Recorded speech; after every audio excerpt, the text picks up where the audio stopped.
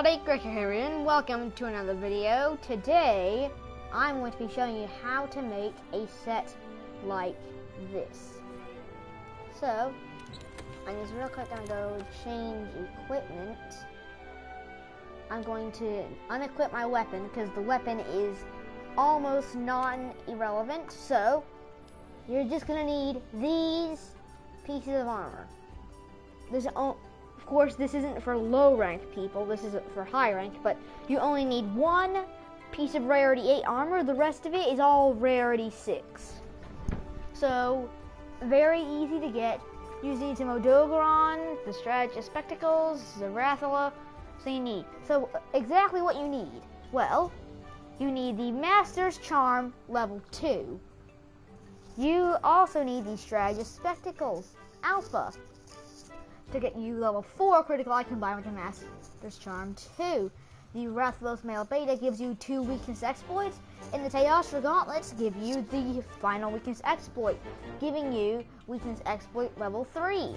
The Odogaron Coil gives you 2 more critical eye that takes you up to level 6, and the Odogaron Coil Beta, and then the Odogaron Greaves Alpha bring you up to that final level of critical eye. Of course, these are Teostra Vancobra's Beta, as you can clearly see from the guild design instead of the gear design. But the total skills that it gives you without decorations are Critical Eye level 7, Weakness Exploit level 3, and Quick Sheath level 1. Critical Eye level 7, Weakness Exploit level 3, and Quick Sheath level 1. That's all it gives you. However, if you would think that this is a bit too hard to get because you need Teostra Gauntlets, fear no more, because if you, well, at least you don't have to fear if you have a Weakness Exploit decoration, because if you do have one that early game, you can just fit in whatever gauntlets you want, or if you don't really care about the Weakness Exploit, but all that Critical Eye gets you up to 50% affinity, plus the max level weakness exploit that adds 30% when hitting a weak point, if I can remember right. Yeah, actually no, attacks that hit weak spots have 50% increased affinity. Yeah, but if I quit here, let me just go to a different weapon real quick, because that might kind of help. If I just go to a 0% affinity thing, there you go. Of course, hide that. Then you will only have this exact amount of affinity. Not on the weapon, well, just overall 30% affinity. Which is why, in order to get your 100% critical set, you are going to need this final piece, a weapon with 20% affinity. Now, I have found some very reliable trees to get you to that. For example, I have found that, well, some Cultural weapons have over that, but sometimes the Rathalos tree can get you to that 20% affinity like it did on the Insect Glaive. Also, the Kulu Yaku tree gets you that sweet, sweet affinity that you need.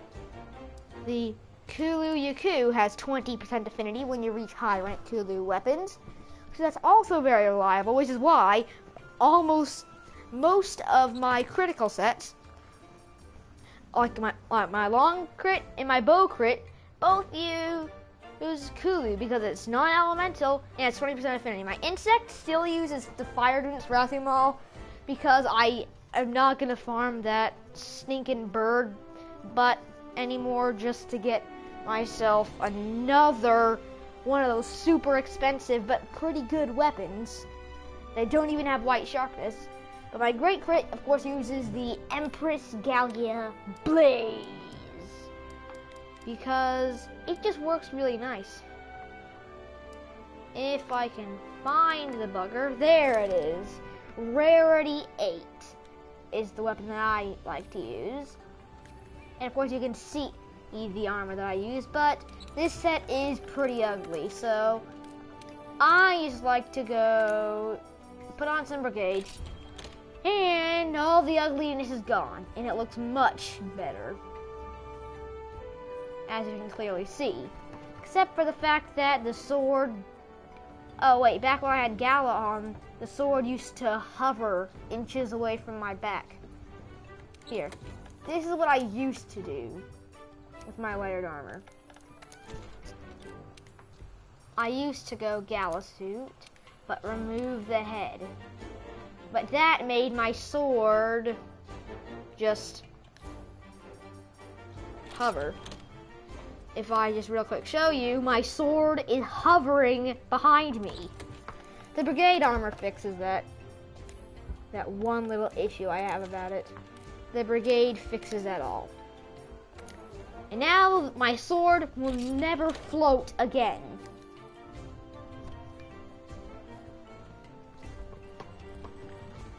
So yeah, that is your very reliable crit set. You just need like a coup weapon or something like that. Odogaron also is pretty reliable on that. It also has that good affinity with no element. And I think it even does more damage than Kulu, if I'm not mistaken. Yeah, I'm gonna real quick go up to the workshop to go see. So,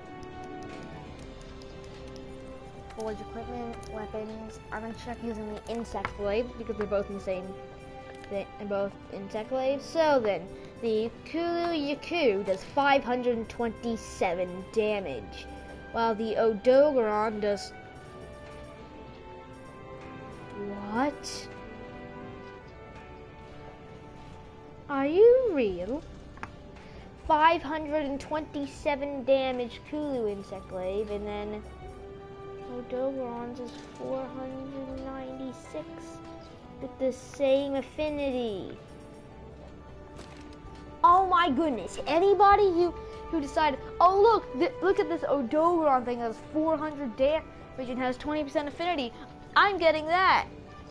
The Yaku Wrath 3 is better. In fact, I think that the Yaku Wrath 2, yeah, Yaku Wrath 2 is the exact same. So, the Kulu tree is better than the Odogaron tree. As well as, I also looked at Longsword a while ago with the Kulu tree and realized that it does more.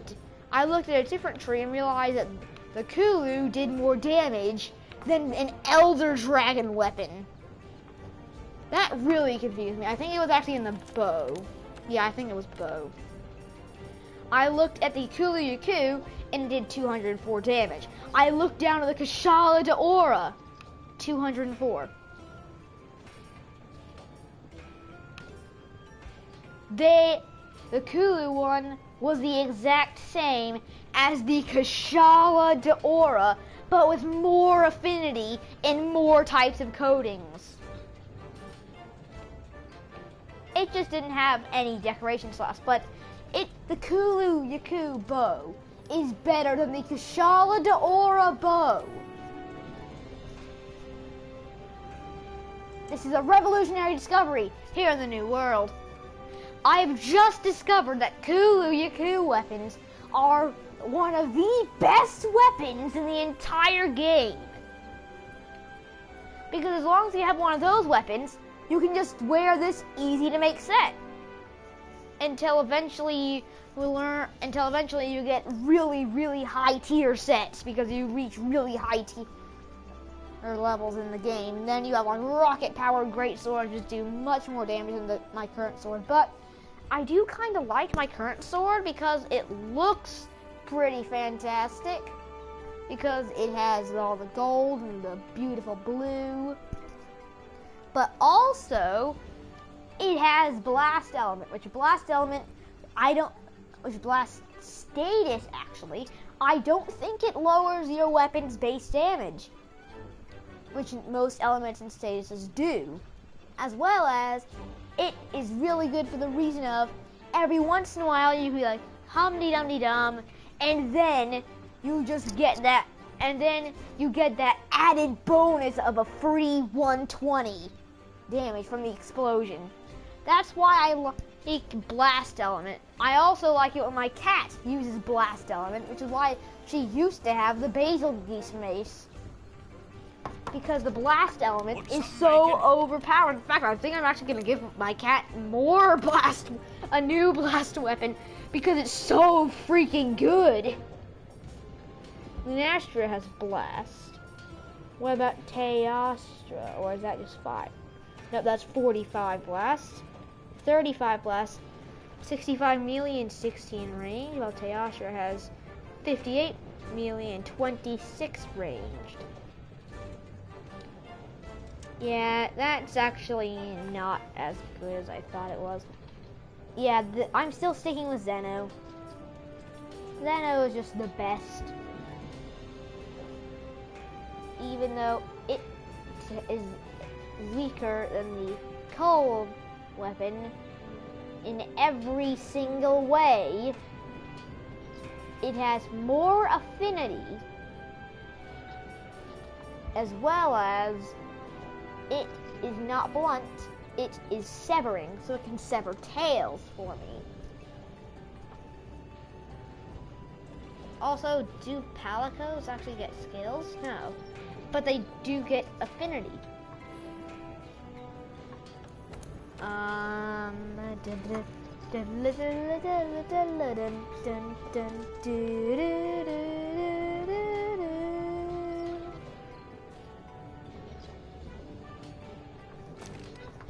I am Robot Cat. How may I serve you? Or Pixel Cat, but I prefer Cat. Well, anyway, guys, hopefully you all have enjoyed this video on how to make a lovely, reliable crit set. Of course, Lunastra weapons are one of the best things. Level 2 base Lunastra, not Luna Zena or Luna Nerdy, is really good because of that 20% affinity. It's really good for this set. Plus, it has really good blast. So yes, hopefully you all have enjoyed. Don't forget to leave a like, subscribe, and hit that notification bell for notifications on all my later videos. I'll see you all later. This is something I forgot to do in my previous Monster Hunter video, my Monster Hunter iPhone video.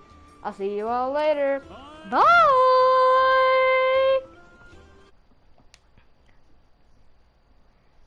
Critical outro! It's so cool.